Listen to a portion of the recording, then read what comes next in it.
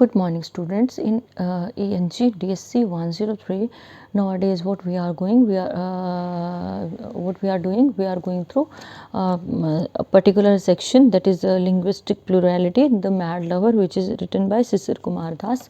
और उसमें हम लोगों ने किन के बारे में कर रहे हैं, हम लोग सूफी और जो आपके भक्ति काल के संत थे उनके बारे में कर रहे हैं. भक्ति काल कहाँ डेवलप हुआ, जो भक्ति मूवमेंट था या भक्ति काल का जो आंदोलन था, इट डेवलप्ड इन इंडिया.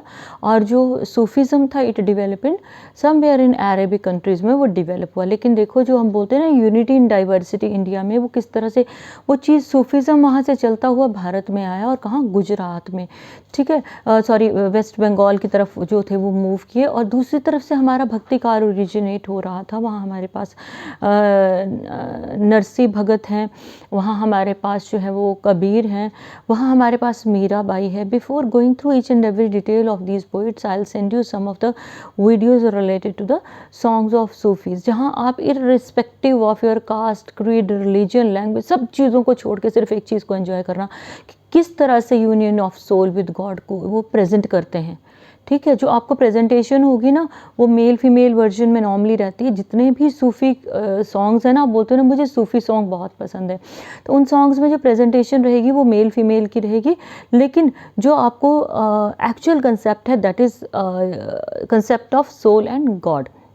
फिर उन्होंने एक चीज़ और बताई कि जो लैला मजनू का कंसेप्ट है, मे बी हम ये मान के चलते हैं कि शायद ये क्या था, it was an imaginary concept, जो हमें कंसेप्ट को समझाने के लिए कोशिश की गई थी. लेकिन ये ज़रूरी तो नहीं है ना, हो सकता है ओरिजिनल हो सकता है वो रियल हो सकता है ये इमेजिनरी हो. लेकिन union we never find anywhere.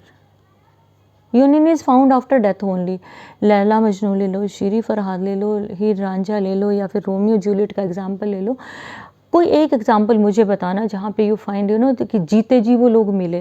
They never met because they met after death. उनकी जो यूनियन था, जो उनका मिलन था, that was after death in heaven only. जो मिलने के बाद जो आत्माओं का मिलन होता है दैट वाज देयर. तो अभी हमने मलिक मोहम्मद जायसी के पद्मावत का किया, उसके बाद हमने लैला मजनू के बारे में हमने अभी आपसे डिस्कस किया. ये चीज़ें हम लोग पहले पढ़ चुके हैं. तो now we'll go through page number 36 का लास्ट पैराग्राफ है, इमर्जेंस ऑफ उर्दू. अब देखो जो मैक्सिमम जो सूफ़ी पोइट्री है वो उर्दू या अरेबिक में लिखी गई है. तो आपको मैं एक सॉन्ग भेजूंगी, it is of Ranbir Kapoor की किसी मूवी का ये सॉन्ग है. I forgot the language of that very beginning of that very song मैं भूल गई हूँ मैं, लेकिन मैंने उसको सेलेक्ट किया है. आई will send you before this thing, I will send you. ये वीडियो भेजने से पहले मैं आपको सॉन्ग्स भेजूँगी. तो आपने उनको सुनना है, क्योंकि जब तक ये वीडियो आपके पास पहुंचेगा आप लोग उनको सुन चुके होंगे. और जो रियली लर्न करना चाहते हैं ना, they will understand what do I want to convey through those things which I have found after ना ग्रेट एफर्ट्स. ग्रेट एफर्ट्स क्यों है, क्योंकि मुझे वो सॉन्ग्स आपको भेजने थे जो मीनिंगफुल थे, जो रेलेवेंट थे, और जो सुनने में बहुत अमेजिंगली गुड है, और जिनका विजुअलाइजेशन बहुत अच्छा है. ठीक है, तो मैंने उस तरह के सॉन्ग्स आपके लिए सेलेक्ट किए हैं. आई विल सेंड देम, उसके बाद ही वीडियो आपको पहुंचेगा. तो जब आपको ये वीडियो पहुंचेगा ना, तब तक आपका वो कंसेप्ट क्लियर हो चुका होगा. ठीक है, उर्दू में है, सूफ़ी सॉन्ग्स उर्दू में है, यू नो इट वेल. और जो मीरा के सॉन्ग्स है वो किस लैंग्वेज में है, वो राजस्थानी में है मैक्सिमम. ठीक है, और कुछ एक जो है अवधी में है, या फिर और लैंग्वेजेस में, हिंदी के आसपास की लैंग्वेजेस में रहेंगे. तो you should be able to understand, you should be able to grab them accordingly. ठीक है, emergence of Urdu as a fine instrument for literary expression was to a great extent accelerated by the Sufi poets. Emergence होता है उद्भव होना, उद्गम होना, उदय होना, कि उर्दू का उदय होना एक फ़ाइन इंस्ट्रूमेंट किस में, लिटरेरी एक्सप्रेशन में, लिटरेचर में उर्दू का आना. What is it, Urdu is a very sweet language. इसके जो वर्ड्स हैं, जो बोलने का तरीका है, amazingly good. So it was to a great extent, बहुत हद तक, एक्सटेंट होता है लिमिट तक, हद तक, accelerated by the Sufi poets. Sufi poets ने इसको एक्सेलरेट किया. एक्सेलरेट करना क्या होता है, एक्सेलरेटर गाड़ी में भी होता है, जिसको आप क्या बोलते हो, accelerator, that is accelerator. Accelerate करना होता है स्पीड अप करना. तो उर्दू की जो इमर्जेंस है वो लिटरेरी एक्सप्रेशंस में कैसे आई, सूफ़ी पोइट्स की वजह से वो एक्सेलरेट हुई, वो बढ़ी. Two masters of Urdu poetry, दो मास्टर्स थे उर्दू पोइट्री के, वली एंड मीर दर्द वर सूफ़ीज़. दो ये सूफ़ीज़ थे, both belonging to the Naqshbandi order. Naqshbandi ये कोई ऑर्डर होता होगा, जैसे हमारे वो बोलते हैं ना डांस में किस घराने से संबंधित है, तो वैसे ऑर्डर था ये. इट इज़ क्वाइट नेचुरल, ये काफ़ी नेचुरल है। Therefore that Urdu of all the Indian languages is the richest mine of expression of spiritual love in Sufi tradition. तो सारी भारतीय भाषाओं में जो उर्दू है, Urdu of all the Indian languages, Bharat में उर्दू भी तो बोली जाती है ना, ठीक है, is the richest mine, mine होता है खजाना या क्या बोलते हैं इसको, खदान, जैसे कोयले की कोल माइन होती है, खदान है ना, खान जिसको आप बोलते हो, सबसे रिचेस्ट माइन है किस चीज़ की, एक्सप्रेशंस ऑफ स्पिरिचुअल लव, जिसमें आध्यात्मिक प्रेम को सूफिज़म में बहुत अच्छी तरह से बताया गया है। The poets of Punjab and Sindh drew their symbolism from the legends and romances of Heer Ranjha. अब देखो वही आगे ना रेफरेंस जो मैंने आपको थोड़ी देर पहले कोट किया था कि जो poets of Punjab and Sindh प्रांत के जो पोइट थे, उन्होंने अपना सिंबलिज्म, उन्होंने सिंबल कहाँ से उठाए अपने, स्टोरीज किसकी थी वो, रोमांस थे वो, लव स्टोरीज थे, किसकी थी वो, हीर रांझा, सस्सी पुन्नू, सोहनी महिवाल, इन सभी के ऊपर मूवीज़ बनी। एंडिंग देखोगे तो एंडिंग जो है क्या है, वो डिस्टर्बिंग ही होती है, दैट एंड्स इन डेथ, क्योंकि वो मैरिज वाली एंडिंग नहीं होती है इनकी, ठीक है। The Heers and Sohnis in Punjabi and Sindhi poetry, जो जितनी भी सोहनी या हीर जो भी फीमेल लवर्स हैं पंजाबी या सिंधी पोइट्री की, they can be said to the manifestations of Radha in Sufi dress. अगर सूफीज़म के अकॉर्डिंग हम देखें तो वो राधा का अवतार लगती हैं वो, कि जैसे राधा का प्रेम अमर था ना, है ना, राधा कभी शादी नहीं कर पाई, राधा कृष्ण का कभी यूनियन नहीं हुआ, लेकिन जब भी हम याद करते हैं ना, we ever remember Radha Krishna together. So this was the thing which was discussed in Sufi poetry. और भक्ति काल में राधा कृष्ण का कंसेप्ट हम लेते हैं। In these legends one finds an authentic instance of interaction between the poetic tradition of Sufis and that of Bhakti movement। और इन कहानियों में हमें बड़ा ऑथेंटिक या रिलायबल या विश्वसनीय जो है वो इंस्टेंस मिलता है, किस चीज़ का, पोइटिक ट्रेडिशन ऑफ सूफीज़। जो पोइटिक ट्रेडिशन थे, पोइट्री लिखने का जो तरीका था, ट्रेडिशन था सूफी पोइट्री का, और साथ में भक्ति मूवमेंट का, यानी कि ये जो स्टोरीज़ हैं, जो ये लीजेंड्स हैं, ठीक है, तो ये क्या करती हैं, सूफी काल और भक्ति काल को इकट्ठा करती हैं, यानी मीटिंग ऑफ सूफी एंड भक्ति काल है ये। भक्ति काल भारत में ओरिजिनेट हुआ, सूफीज़म जब कहीं और था, लेकिन यूनियन कहाँ आके हुआ, भारत में। तभी मैं बार बार आपको एक चीज़ बोल रही हूँ, जब हम यूनिटी इन डाइवर्सिटी का कंसेप्ट लेके चलते हैं ना, तो फिर हमारे मन में ये नहीं होना चाहिए कि ये पर्टिकुलर कास्ट है, क्रीड है, ये पर्टिकुलर रिलीजन है, ये पर्टिकुलर लैंग्वेज है। All is a part of our colourful India, colourful Bharat का एक हिस्सा है हम सभी लोग, ठीक है। सो बुल्ले शाह का नाम सुना है, नहीं सुना है तो जो मैं पोइम सॉन्ग्स भेजूंगी उसमें सुनोगे, ठीक है। Bulleh Shah often prescribed as Rumi of the Punjab, उनको पंजाब का रूमी बोला जाता था। इंडीड लाइक रूमी, रूमी की तरह। कौन थे रूमी? रूमी एक सूफी पोइट थे, ठीक है। Exploited diverse traditions of religion and poetry, उन्होंने अलग अलग बड़े डाइवर्स डिफरेंट टाइप के ट्रेडिशन थे, धर्म और पोइट्री में उनको इकट्ठे किया। And in his response to both Hindu and Islamic through thought betrays his Catholic temper।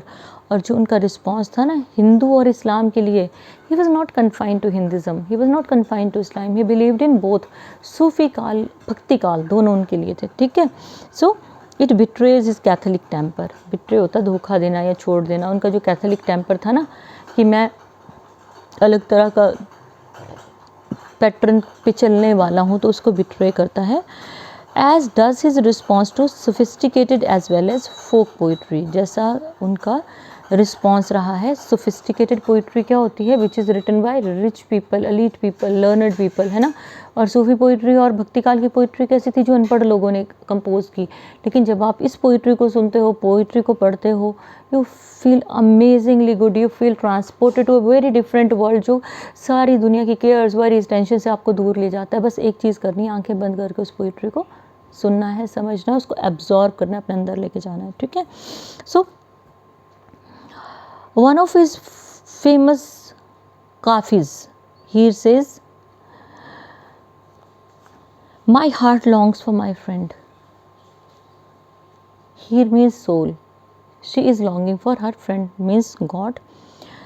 The soul's longing for ultimate, you capital है, God के लिए जो longing है, desire है, wish है, इच्छा है, the basic doctrine of Sufism, Sufism का भी तो यही बेस है। As well as of bhakti movement. भक्ति मूवमेंट का भी तो यही बेस है ना कि हमारी सोल जो है it wants to be united with God itself. और वो यूनियन कैसे होगा? वो यूनियन कैसे होगा? When our soul would be purified, हमारी शुद्ध होगी, हमारे कर्म अच्छे होंगे, हमारी सोच अच्छी होगी, हमारा डिवोशन होगा। एक मैड लवर वाला कंसेप्ट है, पागलों की तरह जब हम किसी चीज़ के पीछे भागते हैं ना, अपनी लाइफ में भी कभी टारगेट फिक्स कर लो ना, पागलों की तरह feel like mad after something, कि करना है तो करना है। अच्छी चीज़ भी हो सकती है, बुरी भी हो सकती है, और इस वक्त जो आपका टारगेट है ना वो क्या होगा? You should B mad after your career making के लिए, लर्निंग के लिए, आपका जो एटीट्यूड है उसको डेवलप करने के लिए, आपके जो है वो सेल्फ डेवलपमेंट के लिए, आपकी पॉलिशिंग के लिए। तो ये सारी चीज़ें जो है दे मेक अस मैड। ठीक है, तो उस चीज़ के बारे में इसने बताया है कि my heart longs for my friend is the basic doctrine Sufinism as well as of bhakti movement. Basic क्या है? यही तो है दोनों मूवमेंट्स का। Finds a new form and new image, एक नई तरह से जो है उसको ओरिजिनेट किया गया, बताया गया। Bulle Shah created a new chapter of Heer, new character of Heer जो है बुल्ले शाह ने क्रिएट किया। Who is longing for God the beloved, जिसकी इच्छा भगवान से मिलने की, merged in the chorus of devotees of Shiva and Krishna, जिसकी जो इच्छा थी भगवान से यूनियन की, मर्ज्ड होता है मिक्स्ड। कहाँ पे वो मिक्स होगी? जो सॉन्ग्स गाते थे शिवा और कृष्णा के followers with in the framework of भक्ति, जहाँ भक्ति का फ्रेमवर्क था। The theme of union appears in various forms of and manners, अलग अलग तरह से जो थीम ऑफ यूनियन है वो अपीयर होता है। While Lalla speaks about the experience of oneness in terms of negation following the manner of Upanishads, Lalla जो थे कोई पोइट थे जो उपनिषदास के तरीके से वो यूनियन के बारे में बात करते हैं। Kabir speaks about the knowledge of the true nature of self, Kabir क्या बात करते हैं? हमारी जो वास्तविक आइडेंटिटी है, पहचान है, which is a portion of the Lord, जो भगवान का एक हिस्सा है। हमारी आत्मा जो है परमात्मा का एक हिस्सा है। ठीक है, तभी तो हम बोलते हैं ना कि हर जीव जंतु में परमात्मा का निवास है, परमात्मा का ही हम एक हिस्सा हैं। Bulle Shah Heer feels a complete sense of identity with Ranjha, Bulle Shah की जो हीर है, जो हीर रांझा को उन्होंने कंसेप्ट दिया, उसने क्या कहा? हीर अपने आप को आइडेंटिफाई करती है रांझा के साथ। रांझा रांझा कर दी नी में आप पे रांझा हुई, means while I was calling for Ranjha I became Ranjha himself. जैसे राधा कृष्ण का कंसेप्ट है, कृष्णा कृष्णा करते जो है राधा जो है खुद ही कृष्ण की फॉर्म में चली जाती है, वो फील करती है कि कृष्ण क्या महसूस करते हैं। साधु नी मैनू दीदो रांझा हीर ना आँखों कोई, means now I must be called Ranjha, don't call me as Heer. Same was a concept with Radha, Radha कहती है कि मुझे राधा मत बोलो, मुझे कृष्ण बोलो। देखो कितनी वननेस है दोनों चीज़ों में, एक कहाँ ओरिजिनेट हुआ, दूसरा कहाँ ओरिजिनेट हुआ, यूनियन इंडिया में आके होता है। और भारत भूमि इतनी पवित्र भूमि है जो सब चीज़ों को रिसीव करती है, एक्सेप्ट करती है, स्वीकार करती है, एब्जॉर्ब करती है। तो देखो हीर रांझा का कंसेप्ट कहाँ है? पर्शियन का है, और जो कंसेप्ट ऑफ राधा कृष्णा है that is of Indian thought, वो इंडियन थॉट का है। तो both the concepts have been united here. Union कैसे है वो मैंने आपको बता दिया। ठीक है, repeating Ranjha Ranjha myself I become Ranjha, कि मैं खुद ही रांझा बन गई हूँ, रांझा रांझा रिपीट करते। Call me Dhido Ranjha, none should call me Heer any more, don't refer to me as Heer, call me Ranjha only, मुझे रांझा ही बोलो, हीर करके मत बुलाओ मुझे। एंड एट टाइम्स, कई बार, one hears the voice of intense desire to break all barriers between God and man. कई बार हम क्या सुनते हैं कि अंदर से एक डिज़ायर आती है, इंटेंस मीन्स बड़ी स्ट्रॉन्ग डिज़ायर आती है कि जितने भी बैरियर्स हैं ना भगवान और आदमी के बीच, उनको तोड़ दो। ठीक है, and to become one with him, H capital, God को इंडिकेट किया है। And that very soul wishes to be one with God, भगवान के साथ यूनियन चाहती है सोल, सारे बैरियर्स को तोड़ के। Expressed in a language of savage power, savage power है, वाइल्ड तरीके से उसको एक्सप्रेस किया गया, फोर्स के साथ, एनर्जी के साथ, पूरी जील के साथ एक्सप्रेस किया गया है। Ram Prasad, Bengali poet of 18th century, 18वीं सदी के एक बंगाली पोइट थे। Says to Kali the dark goddess, Kali कौन है? गॉडेस। डार्क गॉडेस क्यों है? Because her colour is refer to as black. आपको पता है when she was just she was filled with anger, she was killing large number of demons, वो kill कर रही थी। Then lord Shiva he thought कि अगर ये चलता रहा तो गॉडेस काली तो अपनी आइडेंटिटी, पार्वती की जो आइडेंटिटी है गौरी की, वो खो देगी। So he lied down on the surface where she was moving head, और गुस्से में उन्होंने पाँव जो है वो भगवान शिव पे रखा, तब जाके गुस्सा जो है वो ठंडा हुआ था। That is a concept of goddess Kali mother. अब वो क्या कह रहा है? Mother I shall devour you and Basavanna the founder of Veerashaivism writes कि डेवल होता है निगल जाना, कि मैं तुम्हें निगल लूँगा, अपने आप में समा लूँगा। एंड बासवाना एक पोइट था, वो वीर सैविज्म का पोइट था। वो writes feet with dance, eyes feet will dance, मेरे पाँव जो डांस करेंगे, eyes will see, tongue will sing and no not find content means satisfied.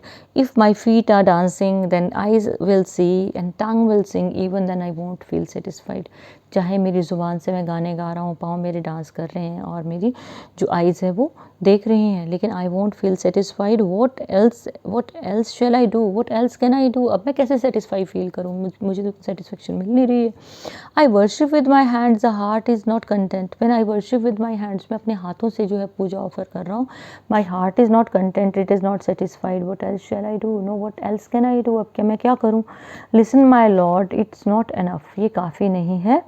I have it in me to cleave thy belly, cleave means चीरना।